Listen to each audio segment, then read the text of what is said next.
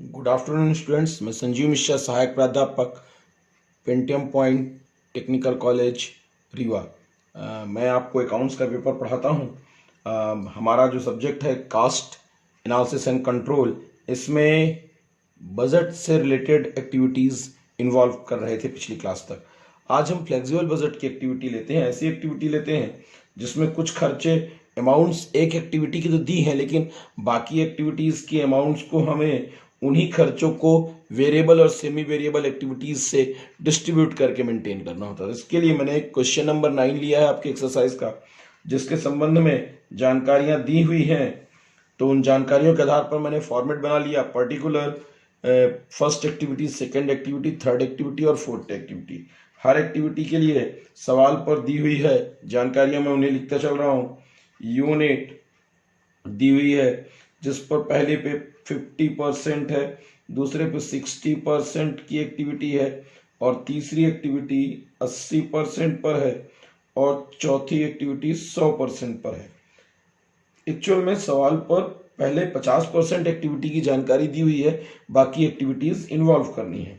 तो सवाल पे 50% एक्टिविटी पर 500 यूनिट बनती है, तो 60% पे कितना होगा?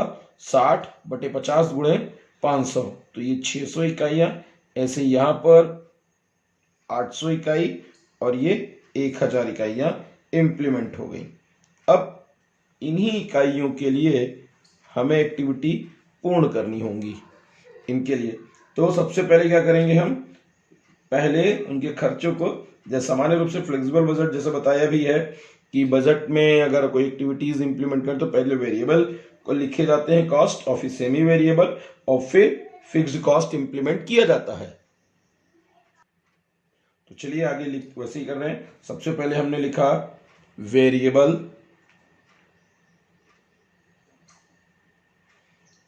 वेरिएबल कॉस्ट,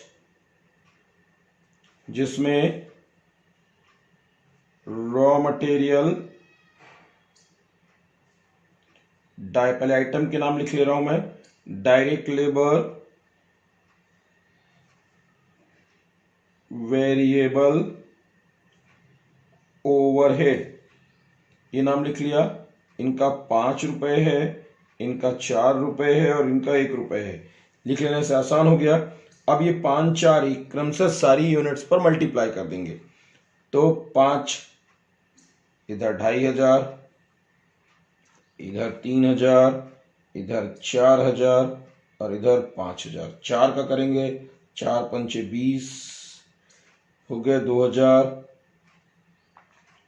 2400, 3200 और 4 गुणे 4000 कर दिया। फिर वेरिएबल का 1 पे कर देंगे तो जो अमाउंट है वो सेम इंप्लीमेंट हो जाएगी।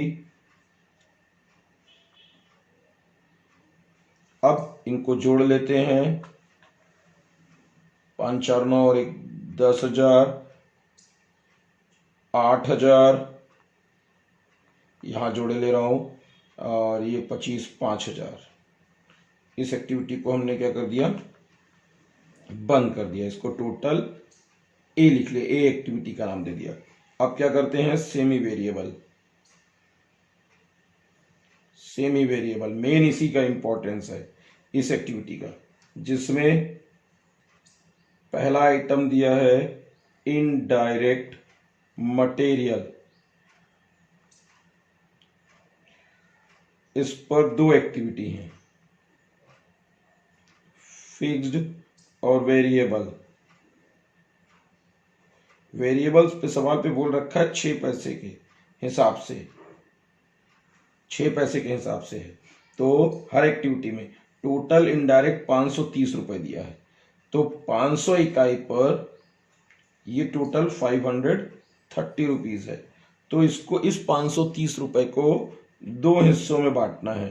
तो इसमें 500 इकाई का 6 पैसे के हिसाब से मल्टीप्लाई करेंगे तो कितना आएगा वेरिएबल, 30 पैसे, ये 500 हो गए। अब ये फिक्स्ड है, इसका मतलब 500 सब पे फिक्स्ड लिख लिया जाएगा। फिर वेरिएबल 6 पैसे के हिसाब से सब पे मल्टीप्लाई करेंगे, 600 गुणे 6 पैसा 36, 600 गुणा 800 गुणे 6 पैसे हो जाएंगे 48, और इसका 60 रुपये हो गया। फिर इनडायरेक्ट लेबर दिया है, वो टोटल दिया हुआ है सवाल पर 350 रुपये। उस पर भी, उसको भी दो हिस्सों में बांटेंगे, फिक्स्ड और वेरिएबल। तो ये यहाँ पर 10 पैसे के हिसाब से बोला हुआ है, तो यहाँ पर भी वही करेंगे। जहाँ 500 इकाइयाँ थी, 10 पैसे के हिसाब से 50 रुपये, तो ये फिक्स्ड कितना हो गया 300। फिक्स्ड सब पर हम लिखे ले रहे हैं सेम अमाउंट।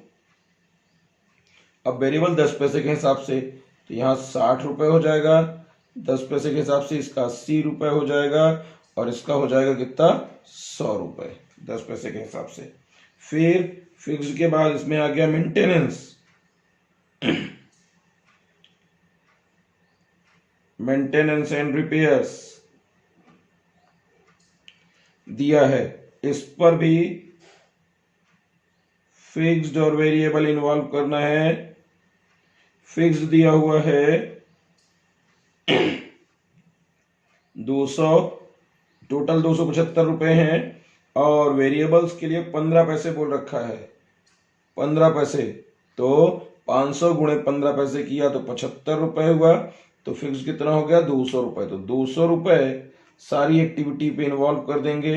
अब बाकी 15 पैसे के हिसाब से मल्टीप्लाई करेंगे, तो ये 90 रुपए, ये 120 रुपए, और यहाँ पर 150 रुपए इन्वॉल्व हो गया। अब इसको आगे इन्वॉल्व कर लेते हैं जल्दी से। इन सारी एक्टिविटीज को जोड़ लें, जोड़ लिया, 6 5 560 9 860 960 1160 और 1310, 5 3 8 2 10 10 2 12 1248, फिर 5 3 8 2 10 10 1150 और 36 1186, फिर 5 3 8 2 10 1080 1155, ये इन्वॉल्व हो गया। इसको कर लिया हमने बंद। यहां लिख दिया टोटल ऑफ बी। अब हमें क्या करना होगा, फिक्स्ड कॉस्ट इन्वॉल्व करना होगा। फिक्स्ड कॉस्ट में नाम है फैक्ट्री एक्सपेंसेस का administration expenses, selling and distribution expenses दिए हैं 2000, 3000 और 3000। यही अमाउंट सब पर लिख दी जाएगी क्योंकि ये फिक्स है।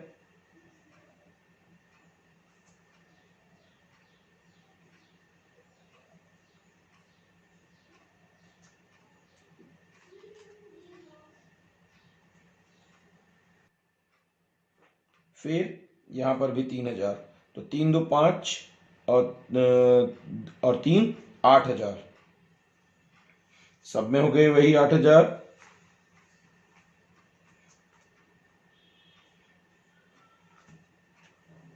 इसको कर दिया टोटल सी। अब लिखेंगे टोटल, टोटल कॉस्ट बना लेते हैं ए प्लस बी प्लस सी, तीनों एक्टिविटीज का जोड़ लेते हैं। 8 5 13 और 1 14, 1155, 8 6 14 और 1 15,186, फिर इधर हो गए 17,248, 19,310, ये बंद कर दिया। इसके बाद हमको क्या करना है, सवाल पर सेल्स दी है @rupees30, तो 30 रुपए के हिसाब से सब पे मल्टीप्लाई कर लेते हैं हम। मल्टीप्लाई कर लिया तो इसका आ गया हमारा पहले का 15,000, 30 रुपए के हिसाब से 18,000, इसका 30 रुपए के हिसाब से 24,000 और इसका हो जाएगा 30,000 रुपए। अब लास्ट में क्या निकाल लेंगे, प्रॉफिट। प्रॉफिट बराबर sales minus total cost involve करेंगे, है ना। तो यहां पर आ जाएगा 845 रुपए, यहाँ हो जाएंगे 2,814 रुपए, 24,000 में 7 बचा 6,752 रुपए, 30,000 में घटा दिया तो वैसे नॉर्मल 11,000 बचता है, लेकिन 310 और कम कर दो तो 10,690 रुपए। इस तरह से ये प्रॉब्लम इम्प्लीमेंट की जाती है, ठीक है ना।